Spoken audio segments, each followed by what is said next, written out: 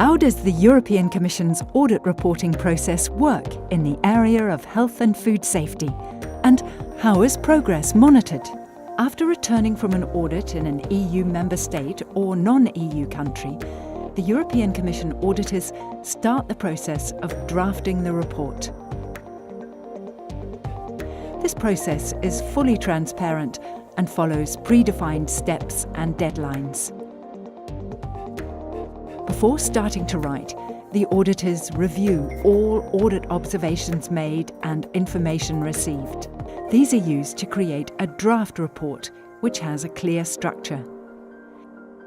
It starts with an executive summary presenting the key points in the report. Then several report sections follow which give a description and assessment of the safety system's key elements, like for example its organisation, its official control plan, its laboratory network, as well as its system to deal with identified problems and more. Each of these includes specific findings and conclusions. The findings outline what has been observed by the auditors and if it complies with the applicable standards.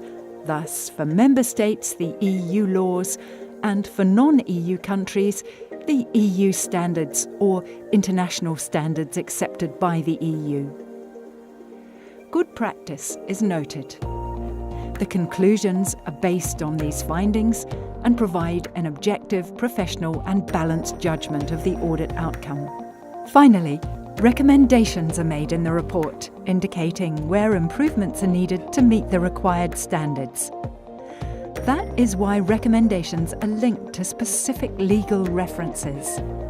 This, together with the findings and conclusions, gives a fuller picture of where a health or food safety system needs to improve. If it appears during the performance of the audit or afterwards that a country in the EU or abroad fails to meet the standards required to an extent that a danger to human, animal or plant health exists, the country will be requested to take immediate corrective measures.